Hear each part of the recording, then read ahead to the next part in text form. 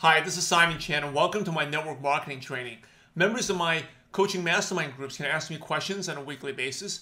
And today's question comes from Howard out in Melbourne, Australia. And Howard says, "Hi Simon, I understand that people don't like the feeling of being instructed to do a task. How would you tell something to your downline that does not sound like you're demanding or instructing them to do a task in general? What are the phrases or words that you would use to encourage them to complete a task without feeling they're forced to do it?" Great, very good question, a very good leadership question. And as part of the mastermind groups, we have a Facebook group page where members can comment.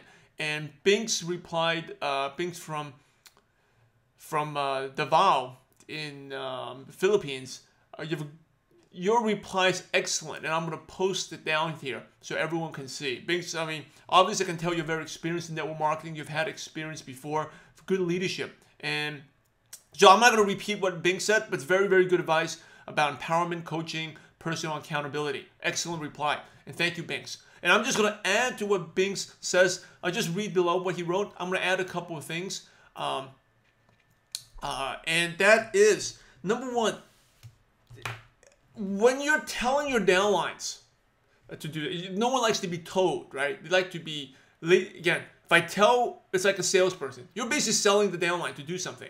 And sales is, leadership, a lot of times people say leadership is getting your people to do things that they normally wouldn't do.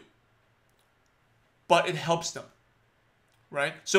So leadership could be someone in your organization that has no reading habits at all. Doesn't want to read, hates reading, wants to watch 5 hours of TV when you join your business. But your leadership, you're able to have an influence on them and change your habits where now he's cut down TV to 3 hours and reads 2 hours a day. And eventually your leadership will, make him give up TV altogether where he's building the business, 3 hours a day and self-development, helping others. Right? So leadership is basically selling or getting people, like convincing, because we're all doing sales all the time, right? We're convincing, selling your downlines to change their habits. So what's the best way to sell? You sponsor people, Howard, if you tell, it's a lie, right? No one likes to be told what to do, but they like to be, but if you tell them, it's a lie. But if they come up with their own conclusion, that is always true, right? You can say the same thing. If you say it, it's a lie. If they say it, it's true because it comes out of their mouth. And you know that, Howard. That's like from prospecting. So the question, for the leader, you guide them. You give us suggestions. You guide them to the answer, to do the action you want them to do. So a couple of things is, if you pull them aside, right, I will explain maybe the situation. And the first thing is get them involved. They want to be part of the process. It's not Howard told me this. This is how, because there's also pride involved. It's not like, oh, I'm doing this because of Howard. I'm doing this of Howard. Oh, Howard this. Right? They feel like, oh, I did it because I'm doing it. I'm so smart. I came up with it. They feel pride, right? I mean, for you, you're the leader. Who cares? As long as they're doing the right action, you benefit. So let them take the credit. But they probably can't come up with what to do. So you guide them. You guide them by asking them and get them involved. And you involve them by asking, hey, this is the situation. What would you do? Right? So instantly you ask them for their advice. You're not telling them, hey, what would you do in this situation? Second thing is, once they come up with something, right? Ask them. You can ask them if it's a complicated situation. You can say, if you're in my situation, what would you do?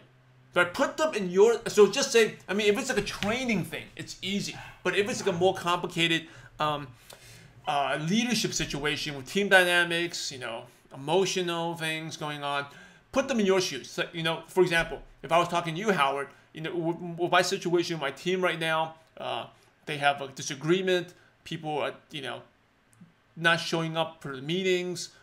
If you're in my shoes, Howard, and I know you haven't gone to the trainings every week, what would you do to make people like you and your team to show up every week? What would you do if you were in my shoes? Right? So all of a sudden you feel empowered. I edify and lift you to put in my spot. So obviously I know what the answer is, but I'm guiding you there. So I'm getting you involved. I'm asking you for a suggestion, right? If you're in my shoes, what would you do? And then once I guide you to whatever the answer is, I hear you out, I can discuss, and then I offer suggestions. So I'll ask them, hey, Howard, if I were to make the trainings more fun and we did this, do you think it would help out? Right? So, so I'm asking for your opinion. And if you say yes, it is, and I know the obvious answer, and I know you're going to say yes to it, then I'm going to say, hey, Howard, why don't you think this would be helpful? Would you want to make it more fun? Would you like to adopt this, take this approach? You give ownership. Maybe Howard, you're responsible. Maybe from now on, you make the meetings more fun. Come up with 1 or 2 ideas every week, right? I give you ownership. Once you take ownership, you feel proud. You will run away with it because it's not like when you tell someone, it's like the boss, right? It's Simon's thing. But if I give ownership to you, Howard, you feel proud of it. You get involved. And the third, another thing is, why are we doing this, right? Why? Why are we doing this? Why are we doing? And that's actually come from a management standpoint, leadership standpoint. It doesn't matter, not just network marketing. Any corporation, like I've had great bosses in the past and terrible bosses in the past. When I used to work at corporate America, right, at the MBA, the great bosses always told me why I was doing something, and that was part of the team. So even though I was an assistant sending out faxes, yeah, and I was standing at the fax machine at 7 p.m. sending out faxes, right, to Europe at that time, because I was working international TV department, sending out faxes. But my boss would tell me, hey, this is important because they need to get this fax for the deal memo. They will be negotiating for the NBA broadcast rights in France. They need it tomorrow morning. Our director of sales, a meeting there is an important meeting, and you're part of the team.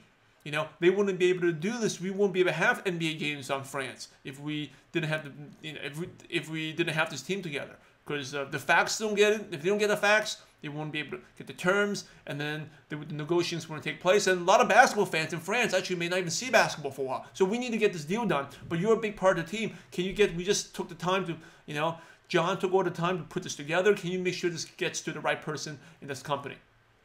So when I was, instead of boss, hey, fax these out, I'm sitting there just punching numbers. It's boring work. I feel I'm proud. I'm part of the team now. I'm part of the team that's going to help basketball fans in France watch the NBA, right? Dramatically makes a difference. It's a huge difference. And I'm part of a global business now. It's not just sending faxes. I'm part of a global team, marketing the basketball, the NBA out there. So you always give them a reason why they're doing it. Why, right? Even like you want to dim the lights. You want to take the chair. There's too many chairs in the room right now. Take some away. Or can you put the projector a little bit further? Why are we doing it? Why is it important? Right? Oh, because the projector is too close. It's going to be too glaring for the presenter's eyes. You can't see it that well, and he's not going to give a good presentation. Or if you take away too many seats, it makes the room look, empty. And then when the prospects come, they will feel that this business is not exciting. The presentation won't be as good. Right? So you're going to give reasons why you're doing it. And the last thing is obviously how they'll benefit. And I think we touched upon that. If they're in the leader, you explain to them, they will know how they'll benefit because you put them in that leadership position. You empower them already. And also how they'll, when you give the reason why, they're part of the team. They'll know why, right? And this could be even like even if it's just prospecting. Hey, you got to be prospecting every day. Why is it important? Not only do you benefit, but the team benefits. It'll be more fun, right? The team will be growing bigger, more fun. We'll be doing bigger events, more fun events, because the team will be growing fast. You'll be proud to be part of the team, right? Always share your vision. You have the big vision of a growing big team. How are they part of the vision? And what are they doing? With the stuff that they're doing, it could be just greeting the guests, registering the people at the meetings. How are they part of the vision? How are they part to make the team grow, right? How do they benefit?